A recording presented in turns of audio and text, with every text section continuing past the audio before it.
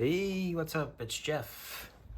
So, I just got back from Horrorhound weekend, and I wanted to do a little show and tell of some of the stuff that I got.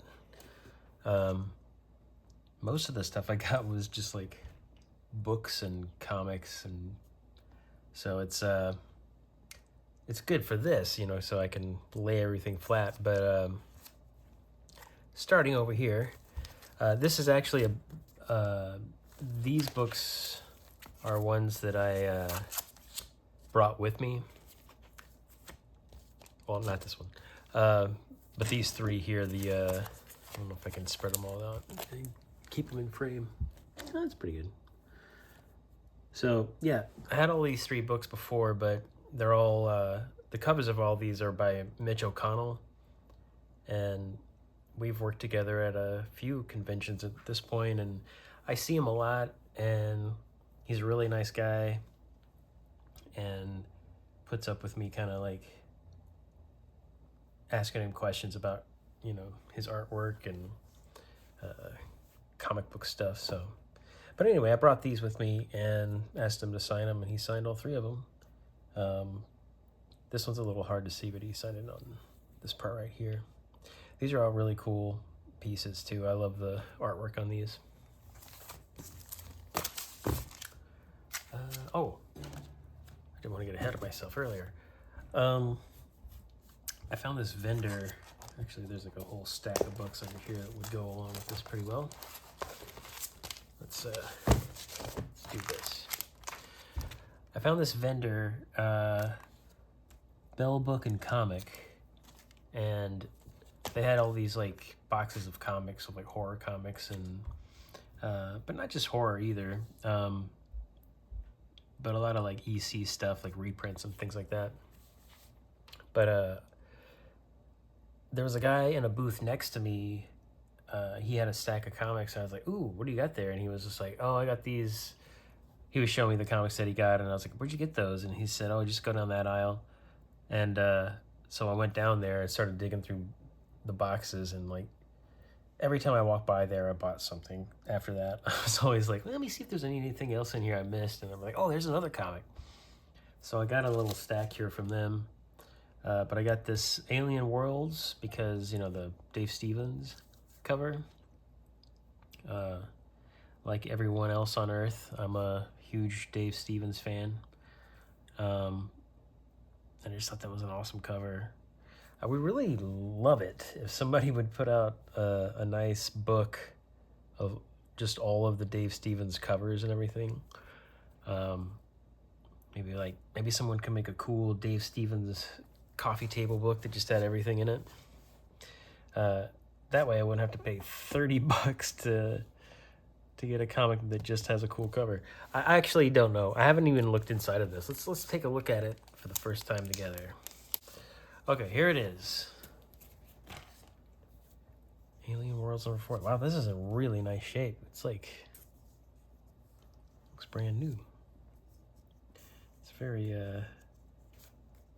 sharp corners, so I'm going to be very, very careful with this one. But oh, man, the artwork inside looks cool. Oh, Ken Stacy. It's like some early Ken Stacy stuff.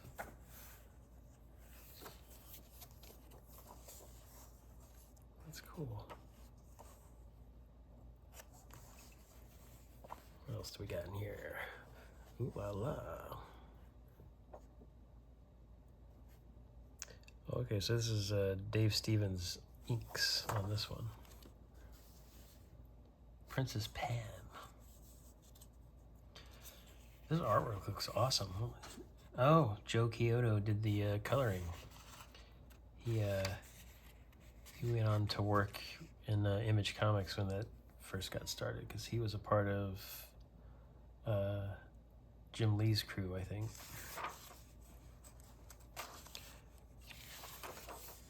Wow.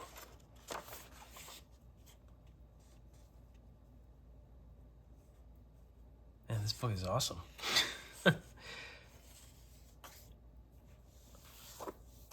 Very nice. Okay, what else we got? I won't, I should have taken these out of the bags and boards before I started. You know, it would be easy to cut just 2 videos together, so I'm going to do that really quick. All right, I had to do an edit there.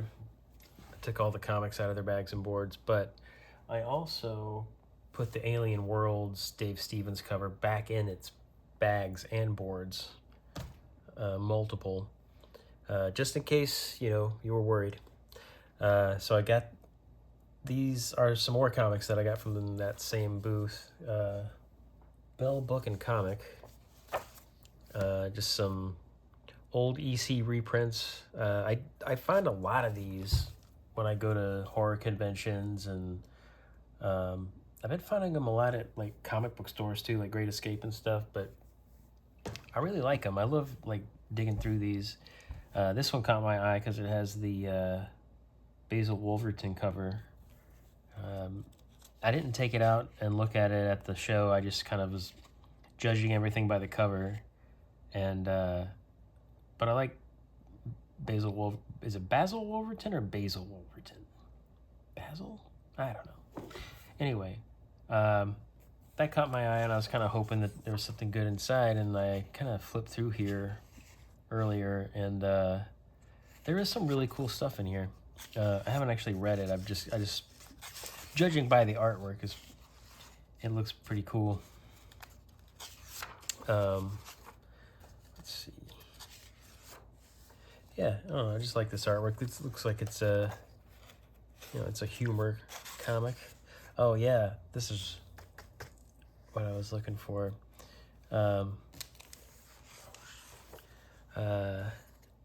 Jack, what's his nuts? I'm having a brain fart. You know who I'm talking about.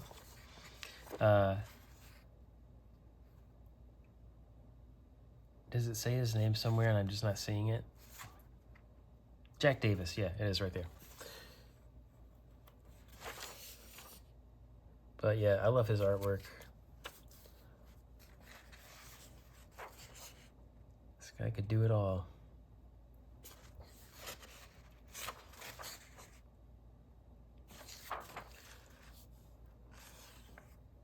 So this turns out to be a book you can judge by the cover. Anyway, sorry. So I also got this weird science book because the Wally Wood cover looks cool, and I'm pretty sure this was sort of like a proto Mars Attacks image, because I bought this book a while back that has all the, it's like got a reprint of all of the Mars Attacks cards from the 50s or 60s, whenever it was, and it said that Topps wanted to make this series of cards, and they asked Wally Wood to do the artwork for them, and they were like, we like this alien on the cover of this, do something like that. And so this alien is very, very similar to the ones that were on the trading cards. At least that's my memory of the story that I read in that book. I could be getting some details of that wrong, so please don't roast me. I'm just a guy, you know? Just a dude. Just a dude buying comic books at stores. Or at comic book conventions. Or horror conventions. Man. But yeah. I love Wally Wood. Oh man, this is cool. But yeah, I love these old reprints. They're like from the 90s, I think. And it's great because they're printed on newsprint, and it sort of feels like almost like it would be the original, you know? Man, look at these aliens. That is so cool. I like the art on this page a lot. Ooh, I should do this for my booth, where it just all the heads are hooked up to a bunch of hoses. If you don't know what I'm talking about, I make these little like, here, I'll show you one. I got one right here.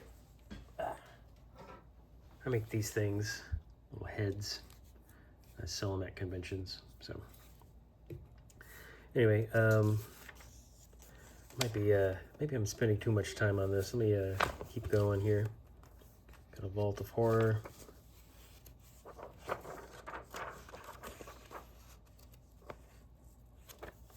Oh, look, Crypt Keeper. He was there. John Kassir, the guy that does the voice of the Crypt Keeper. And I had a nice conversation with him. He, on St. Patrick's Day, I went to get some drinks with some friends. And in the bar we were at, there were a couple of TVs, and they were playing all of these like 90s, you know, after school kids commercials, you know. So but I looked up at the TV at one point, and I saw this guy dressed like a mad scientist, and I was like, oh, that's John Kassir. It's like, that's the guy who does the voice of the Crypt Keeper, because I had met him at another convention like less than a year ago, like here in Nashville.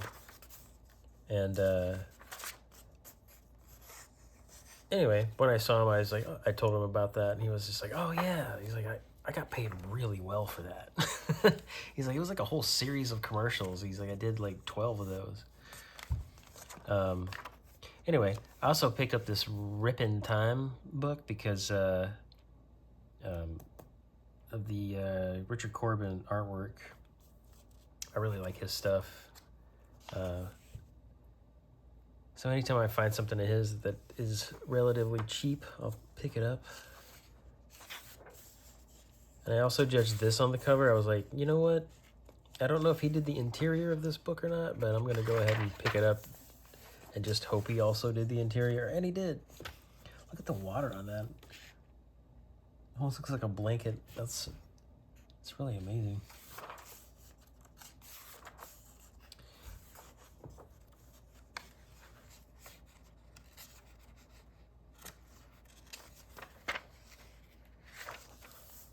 Are you guys Richard Corbin fans? I've got some other stuff of his. I've never seen this comic before, but it's the number 5 of 5, so now I gotta go find the first 4. I met this dude who was selling books that he makes, and he writes these, and then he hires artists to do the artwork. But seemed like a nice dude, and the artwork's really good. And I was like, man, you know what? I'm gonna buy your comic because this is pretty neat. It's interesting that it's sort of like magazine size, but the comic pages are like, you know, the size of an actual comic book. So like, it would have worked at this size. Not being critical, just wonder what the... Oh, this is why. It's like, I wonder why they did that, but it's like, oh, there's other parts of this book where the panels are wider, so... I like this artwork too. Yeah, see, this is totally worth it. Yeah, I picked these up, like, I wasn't just like humoring the guy and buying him something from him. Like, I genuinely liked this a lot. I think the artwork's really great. I also picked up a book from him from my mother-in-law that I already gave to her. So I don't have it here to show, but he wrote this book called it was like a Sherlock Holmes book with like Sherlock Holmes meets Dracula. I'll have to get a book report from my mother-in-law, see how she liked it. I also picked this up from a vendor, Zoe Thorogood. This is a comic book that she made. This is not a horror comic, but she's like won awards for this and stuff, and it's published through Image, and she was like sharing a table with somebody there, and stopped and chatted with them for a little while, and oh look, she even did a little drawing in there. But this book was supposedly like autobiographical. This is something that she started doing during the pandemic. And yeah, so I've never heard of it before, but like just flipping through like this at the show and her telling me about it, seemed really interesting. So thought I'd pick that up, and yeah, she signed it and drew a little guy there.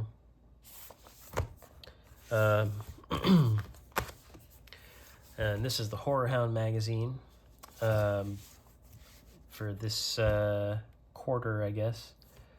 Well, it says winter 2026, which is interesting. Anyway, this is, I bought it for the cover, and Jason Edmiston, he's the artist who did this. He was there, and I was like, well, I'll pick that up, and then I'll have him sign it. And had a nice chat with him. He's somebody I met like 15 years ago at Comic-Con in San Diego in 2011. And then I would see him at like every convention I went to after that in California when I lived out there. But then, you know, moved away. So I stopped seeing that guy, but we have other mutual friends, so I kind of stopped and chatted with him for a minute. He's a super nice dude and incredibly talented. But yeah, I like these Horrorhound magazines. I love that they do stuff like this where it's just like, you know, pictures of like different merchandise and things that have been made. I used to get magazines like this when I was a kid, and it still appeals to me. It almost like scratches that itch of actually having it. You know, it's like, well, I don't actually have to own this. I have a picture of it here. I can't stop looking at this thing. This is really cool.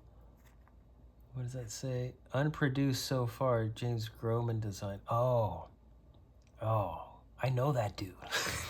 I really do. He is a vendor at Mask Fest, so I'm gonna, next time I see him, I'll have to have a talk with him about this thing, because both of these are amazing. Anyway, we don't have to dwell too long on this. There's more stuff to show you. Love that Trick or Treat Studios ad. That's a cool ad too. It's like a take on that old record. That old record. Anyway, there we go. Oh, look at all this Bride of Frankenstein art. This is awesome too. They're all great. All of these are amazing. I love the Bride of Frankenstein. I think it really is one of my favorite movies. I bought this because it looked cool. It also has tons of pictures of like old Halloween stuff, which is really inspirational for my artwork, especially this stuff.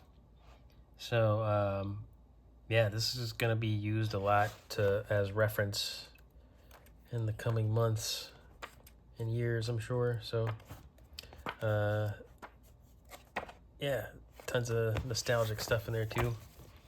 I picked this up from a guy. He publishes these books, and I feel really bad because I forgot his name. I don't know if this is him or not. He was there with someone else, this girl who has a YouTube channel. It's like where she works in a video store, Lenora's Late Night Rental, I think is what it is. Yes. Which is a really fun channel. You should check that out if you're into spooky stuff. But anyway, picked this up from her friend who was there with her. And this is just a book full of ads from newspapers of movies. So like stuff like this, you know, like I just picked it up and started flipping through it, and I was like, oh man, this is like super nostalgic to see, you know, these old movie ads from newspapers that I would, you know, like when I was a kid, if I saw a really cool one, I would like, you know, cut it out of the newspaper and put it in like a little book or something, you know. They would always end up getting trashed, but So it's cool to have a book like this that has all this stuff. And then he had another book that had, it was, I was just talking about this movie the other day. It's not good, but Ned Beatty and Shelley Winters. It also has Neil Patrick Harris in it, but his name's not even like predominantly featured on here. It was like before he was like really famous, I guess. It was before Doogie Howser, I guess. I remember these. Anyway, sorry, I'm getting sidetracked here, but he's got a book that's just the horror ads, and I went with this one because I felt like this might bring back more memories. RoboJocks. Jason Marsden is in that. That's just the first movie he was in. I come in peace, and you go in pieces. Total Recall. Yeah, this book is awesome. So I'm going to have a lot of fun just kind of flipping through this later. And I like the interior pages here, or whatever they're called. It's really cool. And then I brought this with me. This is a magazine. I bought this from a comic book store in Gallatin a few years ago. It's probably been like 5 or 6 years ago at this point. But anyway, I actually have this on display in my office all the time. Just happened to have it out already. And when I heard Joe Dante was coming, I was like, I'm gonna get him to sign this. So I took this over to him, and I was like, hey, could I get you to sign this? And he was like, blast from the past. And I shamelessly bugged the shit out of Joe Dante all weekend. I went over to his table like at least 3 times just to ask him questions about stuff that he's worked on. And he was very gracious and answered all my questions. But I felt like, I feel like I'm really annoying him. But I don't know if like I really was or not. I was trying to be respectful, and I was saying like, do you mind if I ask you a question about a movie you made? And he's like, yeah, sure. So he was very friendly, but like, I don't know if it's like, maybe I've just felt self-conscious, but because I'm a really big fan of his, and I asked him questions about Erie, Indiana, and explorers. I had tons of other questions, but I felt like I was bothering him. So I just was like, I'm gonna have to just make that be all the questions I ask him. If I had like an hour to just sit there and like grill that dude, I would have done it. But he was very nice, and it was a really, really big thrill to meet him for me. And he walked with me to my table. I went over to, when I first saw him, I walked over, and it was before they actually started letting people into the convention. And I was like, Joe, I'm a really, really big fan. I was like, could I get a picture with you? And he was like, yeah, sure. And he's like, where's your booth? And I was like, oh, you want to take a picture in front of my table? He's like, yeah, why not? He's like, there's like, might as well like do it now before anybody comes in. And I was like, okay. So he walked with me to my table, and I was just like, yeah, I love your podcast, and I was telling him like all my favorite guests. And yeah, he was really, really nice. He was very gracious, and yeah, I really geeked out. So that was a big deal for me to meet that guy. And I got to ask him questions about Erie, Indiana that I always wanted the answers to. And it turns out the answers are pretty not that exciting. Because I was asking him about how, like the way Erie, Indiana ends, it's just, they set up this big mystery with Dash X, and like he's this mysterious character, but they don't know what his past is and all this. And I was like, did you have an idea of like where the show was gonna go had it continued? And he was like, no, not at all. He was like, there was a different writer for every episode, so like people came and went on that show, and it was just, writer of the week. So like nobody was like keeping anything consistent. There was no overarching, storyline. So like if anybody set up a mystery, that was it for that episode. There was like most of the guys who wrote the episodes probably didn't watch the episodes before, So, but he did say that they shot that last episode where Marshall wakes up he's on a TV show. He said that they wrote that to be the finale. Anyway, sorry, I could go on longer, but I will spare you. I actually still have more stuff, so you're in for a haul video like this. So I'm gonna move this. I got this. Yeah, there we go. This video's already 20 minutes. All right, I got this.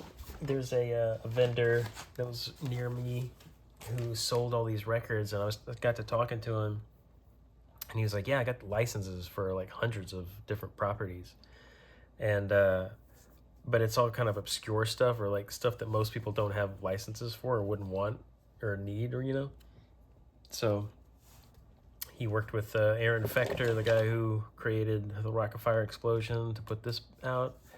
And he just told me about this. It was in cellophane, and he was kind of telling me about it, and I was like, all right, I got to get this. And it's when I got back to the hotel with it later, I was like really impressed. So it's got this like die cut window, It also opens up, and you can see like the entire showbiz setup, and then there's the back. It's a really great graphic design on this. I love this. It looks really, really nice. But yeah, then you pull the sleeve out, so this has the record in it, but it also on the back it looks like an old pizza ad.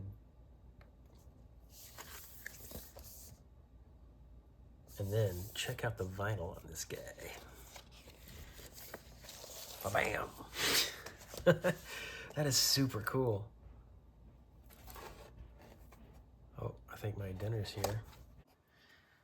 So anyway, back to this. Actually wasn't finished showing you all the stuff that this comes with.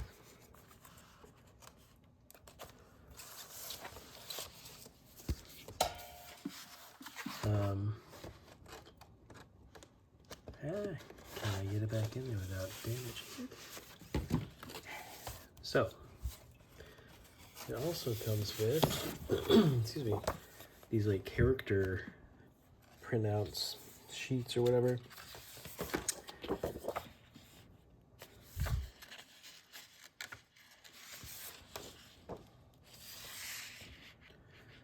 So these are the, they used to sell the little 45s at Showbiz. I guess they didn't sell them. You could save up tickets to get a record, and these are the images that were on those. And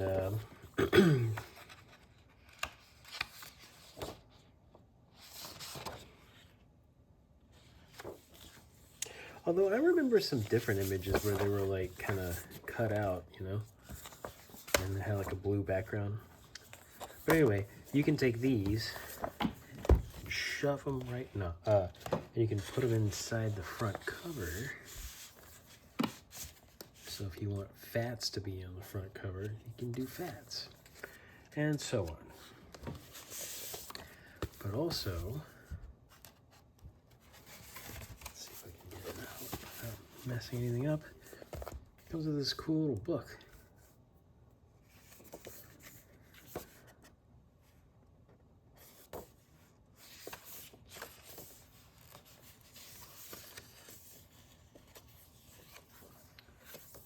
This is like the little sticker that was on the cellophane.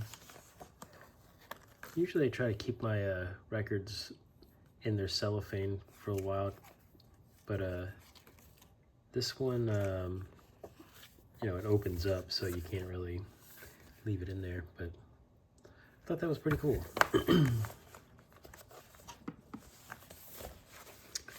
And then got this Unsolved Mysteries record from the same guy. So it was funny because I was trying to decide whether I should get, the Rock of Fire Explosion record or this one. And I was talking to the guy, and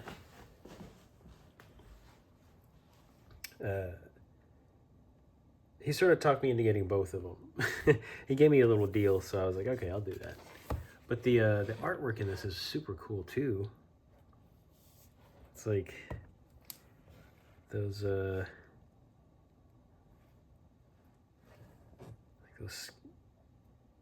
watching it as a kid, being really scared. But then the sleeve to this looks like an old TV. And that was in the opening of the show. And then the vinyl is this one. It's like purple and green. It's got like a haunted house on that side. There's the logo. So yeah, pretty neat stuff. So I guess that's kind of it. I got some other stuff as gifts, so I don't want to show them on here just in case the person I got them for sees them. Actually, my wife got me this at the last Horrorhound, but she just gave it to me after this Horrorhound because she had like left it with a friend of hers, and we just saw her friend the other day, and she brought it with her. So there it is. I think that's a really awesome piece. These people were at Horrorhound as well this past weekend, and I considered getting this shirt, so I'm glad I didn't buy it. I think that's it. I think that's all there is to show. Yeah. All right, well, that's it. Thanks for watching my little show and tell, and I'll see you guys later.